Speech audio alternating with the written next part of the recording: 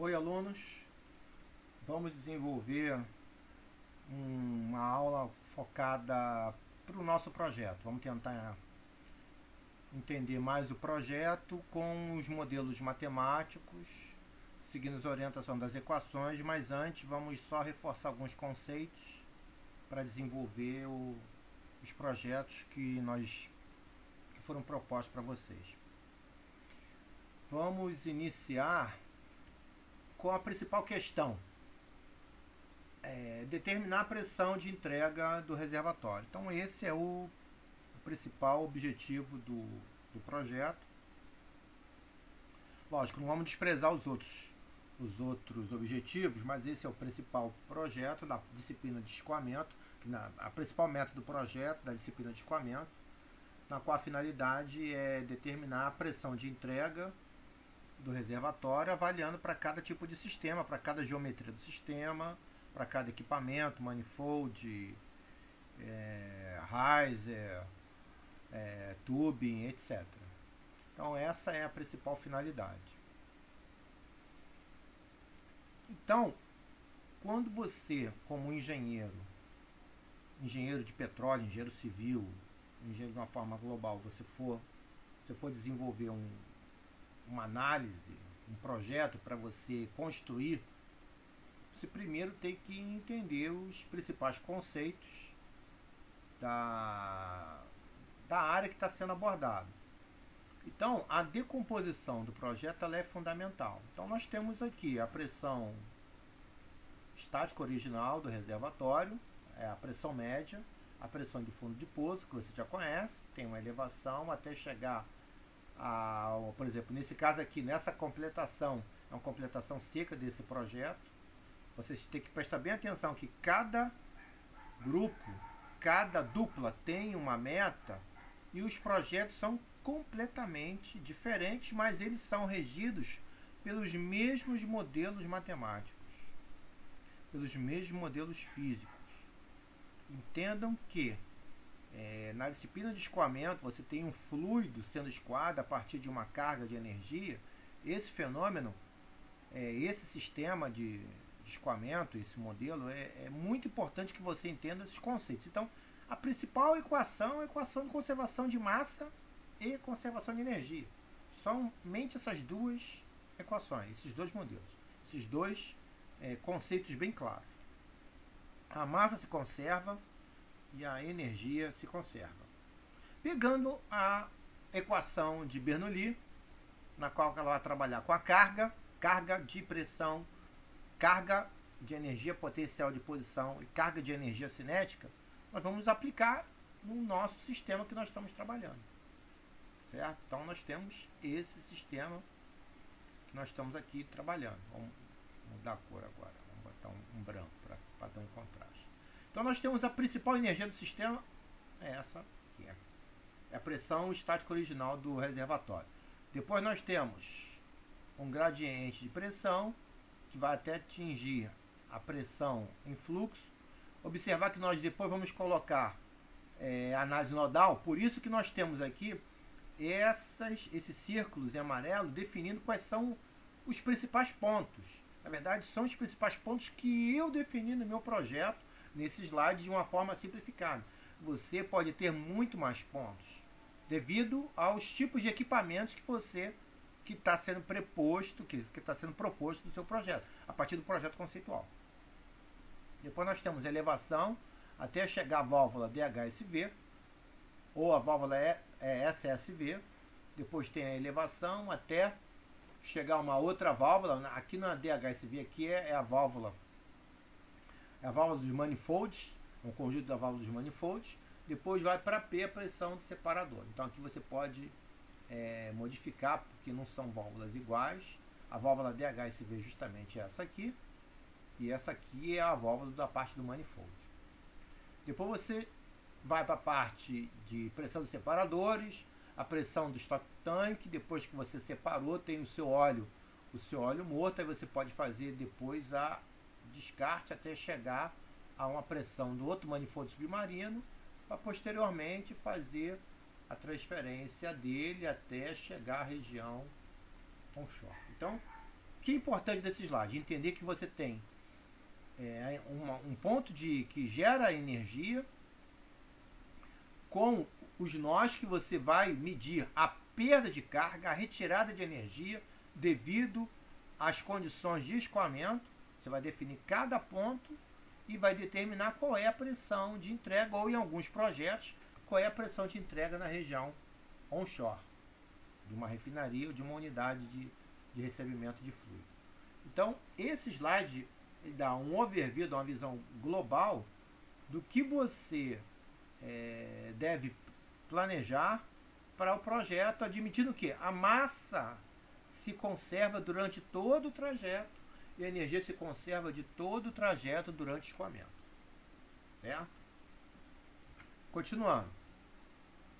Dito isto, o que nós temos aqui? Nós temos agora, deixa eu mudar de novo aqui, nós temos agora um desenho simplificado, conceitual, onde nós temos a pressão em fluxo do reservatório, e agora nós vamos avaliar quais são essas pressões que nós temos. Então nós temos uma pressão média aqui do reservatório, uma pressão média do reservatório, onde passa justamente para a região de canhoneio, vai a elevação até a DHSV, a árvore de Natal, onde nós temos aqui uma perda de carga nesse ponto, nós temos a perda de carga nesse ponto.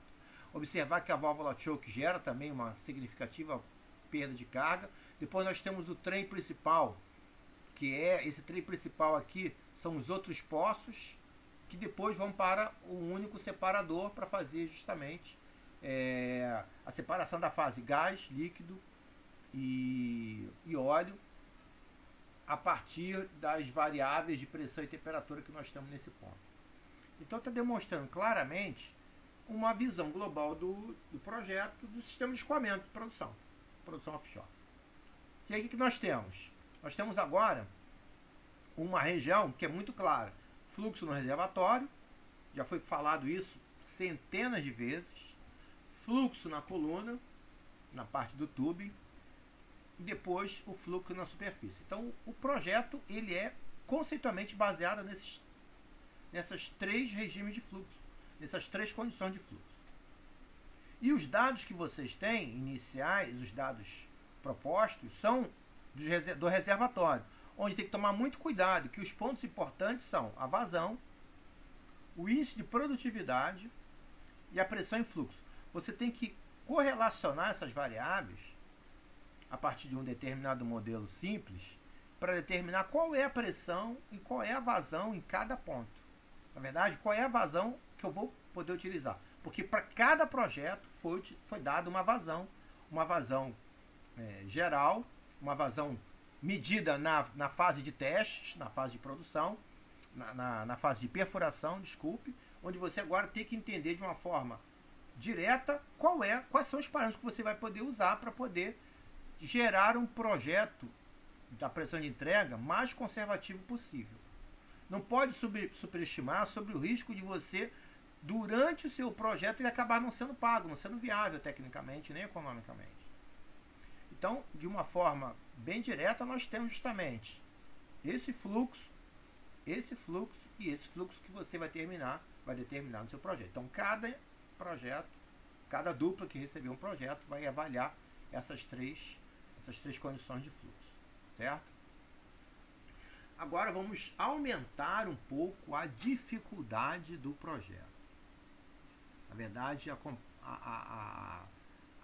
essa fase ela engloba o reconhecimento de quais são os itens que são relevantes para um exemplo clássico, onde nós temos agora maior número de dispositivos, maior número de equipamentos para poder fazer a decomposição do sistema de escoamento do fluido. Então, mais uma vez, eu tenho um reservatório, depois eu tenho do reservatório ao assoalho marinho, a partir da coluna de produção, depois eu tenho do assoalho marinho à árvore de Natal, tenho a própria árvore de Natal, onde eu tenho uma perda de carga devido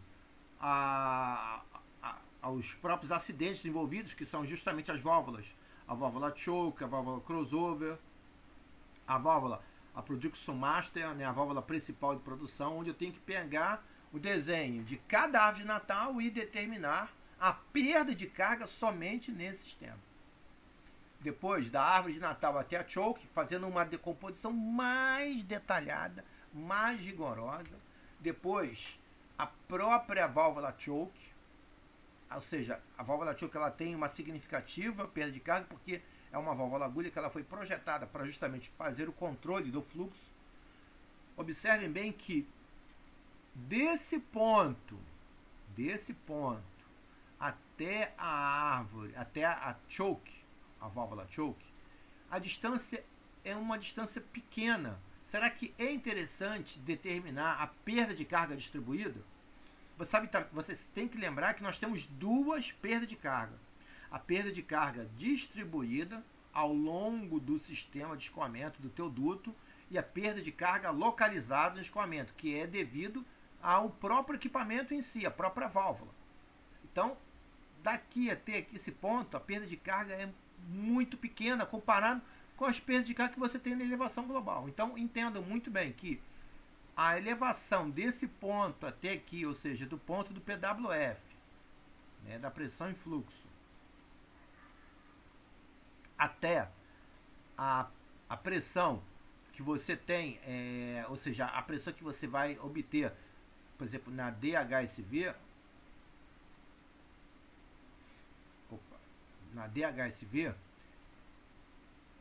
ela é significativamente maior. Então, daqui até aqui, essa pressão na DHSV é significativa maior, essa perda de carga. Por quê? Devido à parte de elevação.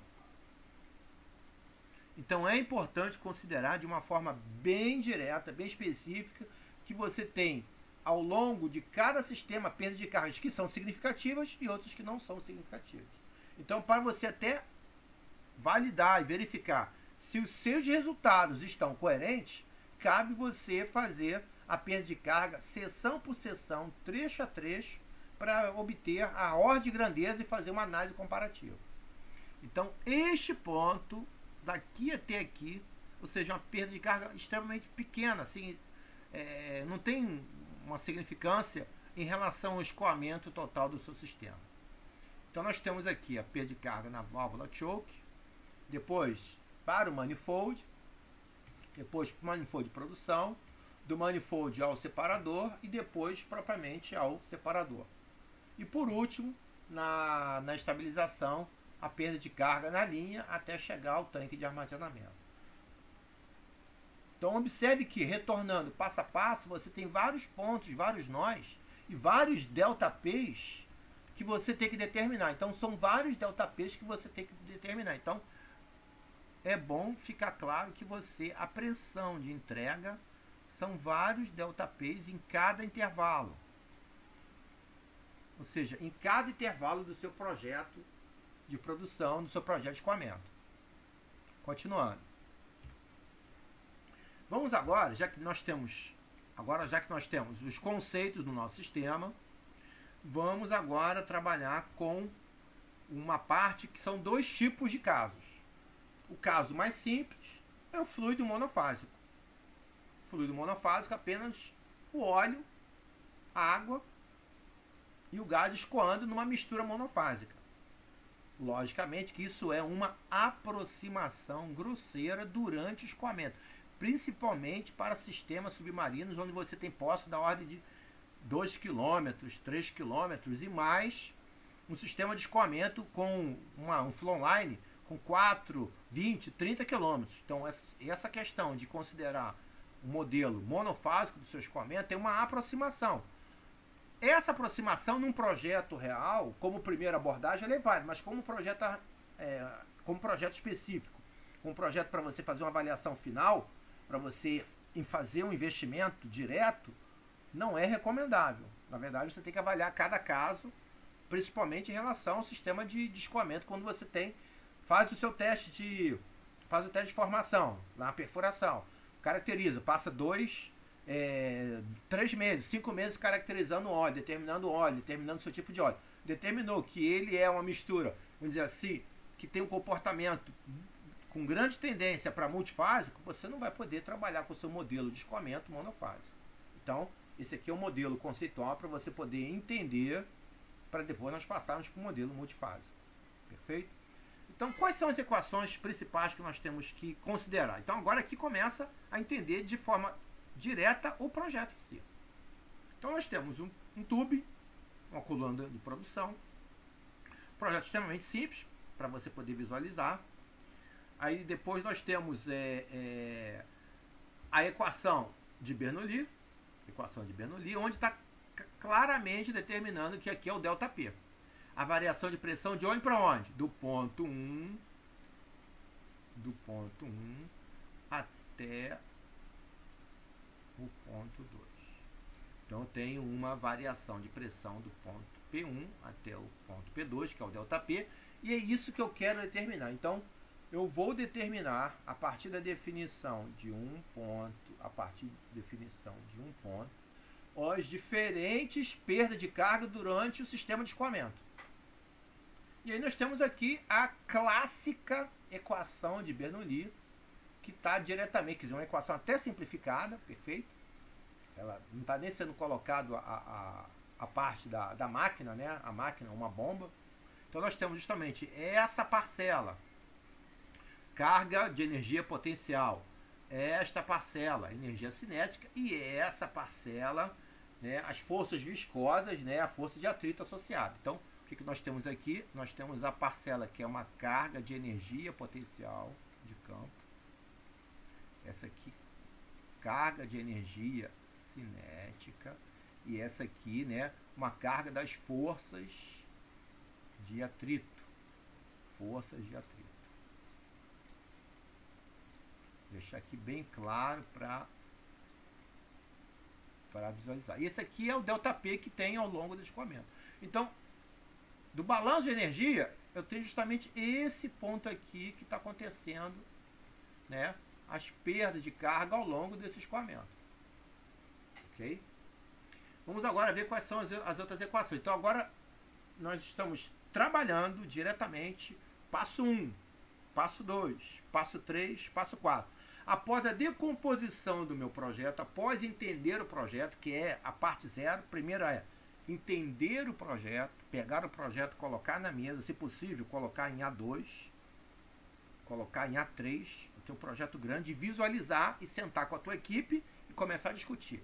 Passo 0, entender o projeto. Ok, entender o projeto, ponto 1, ponto 2, ponto 3, ponto 4, ponto 5, completação seca, completação molhada, é um sistema de escoamento, o reservatório tem uma pressão X, aí colocar os dados principais. Bem, após isso, sabe que você vai ter que usar a equação de Bernoulli, conservação de energia no seu sistema. Vamos agora passar para uma outra parte. Qual seria a fase inicial, após a fase 0, né, que entendeu o projeto? Qual seria a fase inicial para começar a desenvolver a solução do nosso projeto? Não vamos trabalhar com problema, que na verdade esse modelo do problema é antigo. Na verdade, nós queremos gerar valor. Nós queremos gerar um valor para o nosso empreendimento. É determinar qual é a pressão de recebimento na superfície após, sabendo que o reservatório tem uma pressão inicial, estática original, de X PSI. Então, o primeiro ponto é determinar as propriedades do seu fluido, já que nós fizemos a primeira premissa, a primeira hipótese, considerando ele um fluido monofásico. Então, nós temos agora que a primeira etapa do empreendimento, após entender o projeto de uma forma geral, é obter todas as propriedades físico-químicas que eu vou utilizar no balanço de energia. Então, uma delas é obter o API, o GRO API. Depois, o peso específico do fluido. Perfeito? A massa específica do seu fluido. A viscosidade do seu fluido. E também algumas propriedades, PVTs, que são relevantes para nós calcularmos essas propriedades. Uma outra propriedade importante que deve ser observada é a massa molar média da sua mistura. Isso aí é um dado que você tem que receber e você tem que caracterizar. Ou então você vai fazer uma aproximação, vamos dizer assim, uma aproximação mais grosseira, se você não tiver justamente a fração molar média, ou seja, a composição, a composição média do seu fluido. Para C1, C2, C3, C4, C5. E depois tem as propriedades PVT. As propriedades PVT, né? Fator volume informação, razão de solubilidade, são as propriedades principais que você tem que determinar, e isso a partir dos dados do seu reservatório. Perfeito? Então, essa é a primeira etapa de organização de dados. Nós estamos agora visualizando os dados.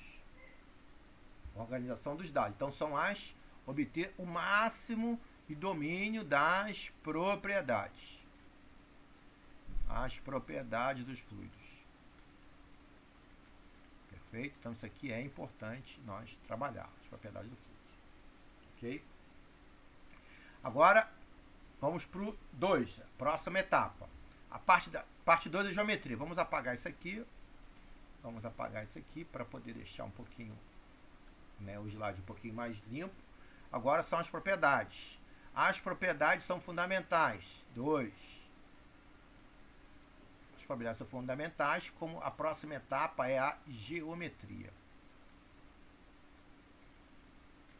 A geometria é justamente o comprimento, está diretamente associada com o comprimento, diâmetro do tubing.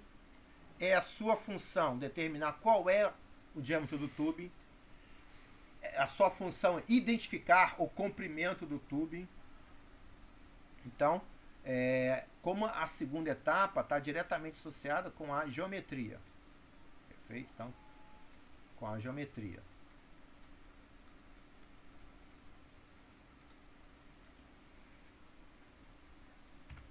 E aí você vai especificar o diâmetro do seu tubing. Então você tem que fazer uma pesquisa nos livros e determinar qual é o diâmetro e analisar o projeto e ver justamente as diferentes geometrias de comprimento, a bitola, né, as linhas de diâmetro interno, sempre é o diâmetro interno, prestar bem atenção nisso.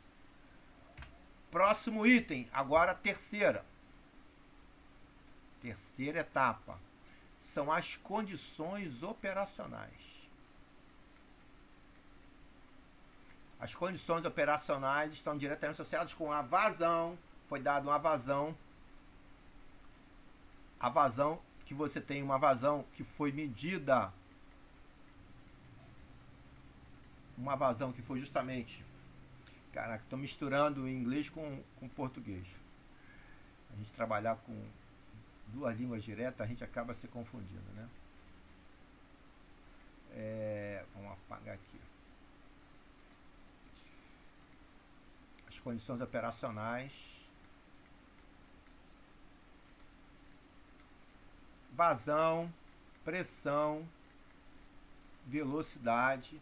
Então, como terceira etapa, obter as condições operacionais. Então, muito importante que eu tenho que determinar o U e o Q. Observe que você foi dado a vazão, uma vazão máxima no seu projeto, a vazão máxima esperada no seu projeto.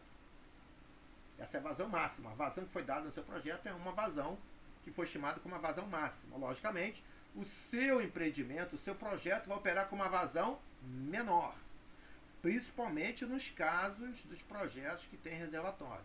Em outros casos, tem algum outro projeto aí que foi dado justamente a vazão operacional real, ou seja, a vazão operacional estipulada em projeto, porque não está diretamente associada ao reservatório. Então você tem que tomar cuidado que essa vazão que você recebeu, a vazão máxima, para depois você dar vazão máxima por balanço de massa determinar o U. Certo? A partir disso, a quarta etapa já começa propriamente dita a desenvolver os cálculos. Então, a quarta etapa, vamos trabalhar aí com os cálculos, onde você vai determinar o número de Reynolds. O número de Reynolds, ele vai servir para você definir se o seu escoamento vai ser laminar,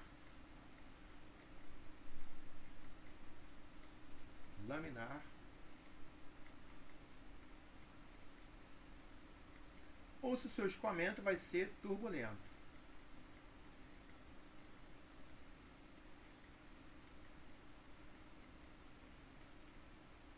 confesso para vocês que em sistema de escoamento e elevação de fluidos, não vi até hoje um sistema laminar. É predominantemente turbulento, onde você vai usar justamente essa equação do pedal e produto engineer para poder determinar se é laminar ou turbulento, para você determinar o fator de atrito. Qual o fator de atrito? É esse aqui. Vou botar até em outra cor para ficar bem didático. Esse fator de atrito aqui. Esse fator de atrito, FF, é fator de atrito de Fanning. Fator de atrito de Fanning. Não confundir com o fator de atrito de Darcy. O fator de atrito de Fanning, ele é 1/4 do fator de atrito de Darcy. A partir disso, quando você determinou é turbulento, aí você vai ter uma equação que vai especificar qual é o fator de atrito que está acontecendo justamente aqui durante o escoamento do seu fluido. Então, o seu fluido está escoando aqui, uma perda de carga, né, que você tem aí ao longo do escoamento, certo? Ao longo do escoamento, para você poder determinar. Usando essa equação, você tem que tomar muito cuidado com essa equação. Você tem, logicamente, que você tem a equação do Reynolds. A equação do Reynolds para o SI, no SI, de diâmetro, velocidade, ρ sobre μ. Então, essa equação é no SI. Essa equação aqui está trabalhando as unidades de campo, onde o Q, deixa eu pegar aqui para vocês, o Q, ele vai ser dado em barril-dia. O Q, a vazão, vai ser dado em barril-dia. Perfeito? Barril-dia. A massa específica. A massa específica vai ser dada em libra-massa por pé cúbico. O diâmetro vai ser dado em polegada e a viscosidade dado em centipoase. Então, façam essa análise para verificar se o escoamento vai ser turbulento ou laminar usando essa equação ou essa. As duas equações estão totalmente pertinentes, vão ter que dar o mesmo resultado, perfeito? Porque o número de Reynolds é um número adimensional. Depois, próxima etapa, vamos apagar aqui porque está em cima. Vamos apagar para limpar um pouco mais a tela. Um pouco mais didático. Após isso, você vai, com o número de Reynolds calculado, você vai agora determinar o fator de atrito que está no seu sistema de escoamento. Aí você vai ter esta equação para determinar o fator de atrito. Só dá para você resolver de uma forma mais rápida usando as ferramentas, né? Usa o Scilab, que é um software de graça, né? Sem custo, onde é justamente aqui o número de Reynolds, perfeito.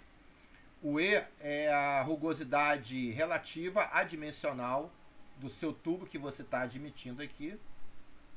Seu tubo, aí você vai resolver e vai determinar o fator de atrito, né? O fator de atrito de Fanning para poder jogar ali. Cuidado para não confundir fator de atrito de Fanning com fator de atrito de Darcy. Prestar bem atenção. Então, essa equação, usando aí um software, né, você consegue resolver facilmente, determinar o fator de atrito de Fanning. Vamos agora passar para outra etapa. Agora, como a etapa final, então nós temos aqui a etapa 4, vamos agora para a etapa 5, que é os cálculos finais. Então aqui nós temos, na parte 5, a quinta etapa é determinar o ΔP. Aí você vai determinar, né, o ΔP para cada seção. Então agora você já tem, né, o ρ, você já tem, o ΔZ você já tem, o ρ, a velocidade, fator de atrito, comprimento e D, só você calcular. Observar o seguinte, que a velocidade em cada seção do teu tubo, do mesmo diâmetro, isso aqui vai ser, a velocidade vai ser igual a 0. Perfeito? Ou seja, a velocidade em 1U é igual à velocidade em U2. Então, como isso aqui é o 1 ao quadrado menos o U ao quadrado, então isso aqui vai dar zero. Então, esse termo de energia cinética vai dar zero, ok? Vamos reforçar esse conceito? Vamos reforçar. Então, a velocidade, a vazão que entra aqui é a mesma que sai aqui. Então, conservação de, vamos dizer assim, de massa. Conservação no fluxo. Então, a velocidade aqui é a mesma que aqui. Então, eu quero saber qual é a velocidade, qual é a parcela de energia que é perdida, de energia cinética, que é perdida nesse trecho até aqui. Desse ponto até aqui vai ser igual a zero. Ou seja, a velocidade aqui vai ser igual a zero. Certo? Vai ser igual a zero. Substituindo os valores. Perfeito? Substituindo os valores. Opa, aqui tem um erro. Aqui é mais. Aqui é mais. Perfeito? Aqui é mais, ó, mais. Então aqui é mais. Perfeito? E aí você vai ter o seu, vai determinar o seu ΔP. Esse ΔP vai ser em libra-força por pé quadrado. Eu recomendo que vocês trabalhem com PSI. Trabalha com PSI. Divide por 144, vai dar a unidade em PSI, que é libra-força por polegada quadrada. Perfeito? Então, esse é o exemplo que nós estamos desenvolvendo.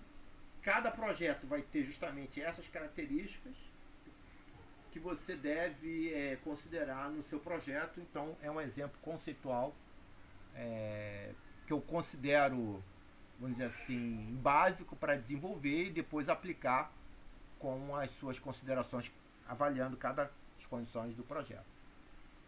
Só para encerrar, deixar claro que você tem escoamento no trecho do pipe tube, você vai determinar justamente esse ΔP, que é justamente esse valor que você vai considerar.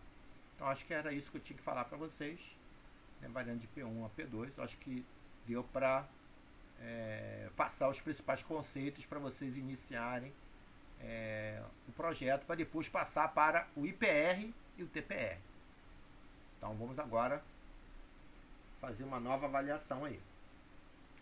Bem, então, como cada projeto você já verificou que tem que determinar um ΔP em cada ponto, agora o que nós temos? Vamos agora fazer uma nova avaliação de um projeto um pouquinho mais complexo. Na verdade, nem tanto, né? Não é tão complexo. Vamos agora determinar a quantidade de nós. Então, nós temos ao todo 14 nós que foi definido aqui. Então, só para poder ajudar vocês a pensar nesses principais nós. Então, vamos lá. Então, você tem a pressão estática original, a maior pressão que você tem no seu sistema. Aí você tem o primeiro ponto para considerar, depois a pressão em fluxo, né? Aí tem o segundo nó. Agora tem a árvore de Natal, o wellhead. Preste atenção que você pode considerar, isso aqui é apenas um exemplo, você pode considerar a pressão, né, na DHSV, depois a pressão na linha choke, na válvula choke, depois até uma linha de fluxo, flow line até o manifold, o outro ponto. Depois eu tenho a perda de carga no manifold, ok? Então tem a perda de carga no manifold. Então posso trabalhar bem. Perda de carga no manifold, perda de carga no tube, perda de carga na árvore de Natal. Depois a perda de carga no próprio flow line até a base do riser desse projeto. E depois a perda de carga na elevação do riser. Depois a perda de carga até chegar ao separador. Depois a própria perda de carga até chegar no stock tank, ou seja, no tanque de armazenamento de óleo. Depois a perda de carga na descida. Perfeito? Então tem que tomar cuidado aí, que agora eu estou descendo. Tenho agora uma energia potencial, mas é assim que está me ajudando no meu fluxo. Depois a linha de exportação. E aí eu tenho uma elevação na linha de exportação até chegar à parte onshore. Então agora nós temos uma visão que eu tenho que avaliar para cada nó para entender o projeto, aplicando a equação básica para poder desenvolver. Então, espero ter ajudado vocês a compreender essa parte do projeto. Façam, apresentem suas dúvidas, qualquer item, envia e-mail, nós trocamos mensagem ou na aula a gente tira essas dúvidas aí. Obrigado, um forte abraço.